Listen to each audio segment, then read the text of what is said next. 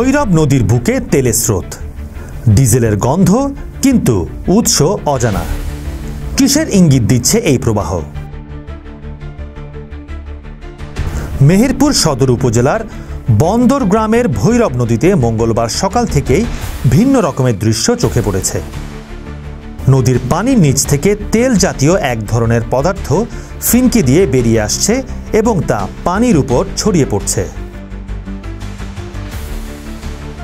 নদীর পাড়ের coffee house সংলগ্ন এলাকায় এই দৃশ্য দেখে স্থানীয়রা কৌতূহল আর উদ্বেগে দিন কাটাচ্ছেন। সরেজমিন ঘুরে দেখা যায় হাঁটু সমান পানির নিচ থেকে ধীরে ধীরে উঠছে তেল জাতীয় পদার্থ।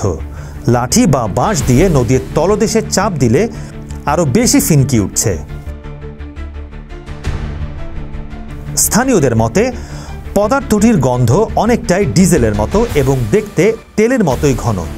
কিন্তু প্রশ্ন হলো, এই তেল কোথা থেকে আসছে? নদীর নিচে কি তেলের রিজার্ভ, নাকি কোনো পাইপলাইনের ফাটল?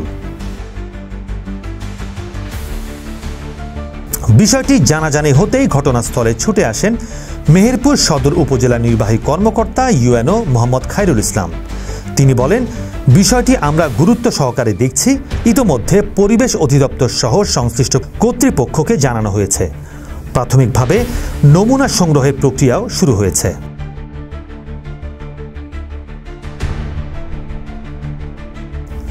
স্থানীয়দের দাবি, তেল জাতীয় এই পদার্থ মানুষের স্বাস্থ্য ও পরিবেশের জন্য হুমকি হয়ে উঠতে পারে। বাচ্চারা এই পানি খেলে বিপদ হতে পারে।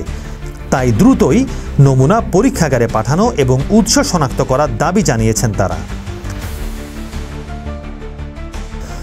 ভৈরব নদীর তীরে কি রহস্য লুকিয়ে আছে তা নিয়ে জোরালো তদন্ত দাবি করছেন পরিবেশ সচেতনরা। কেউ বলছেন এটি হতে পারে পুরনো তেলের গুদামের কোনো লিকেজ, বা কেউ বলছেন কোনো প্রাকৃতিক তেল স্তরের সম্ভাবনা।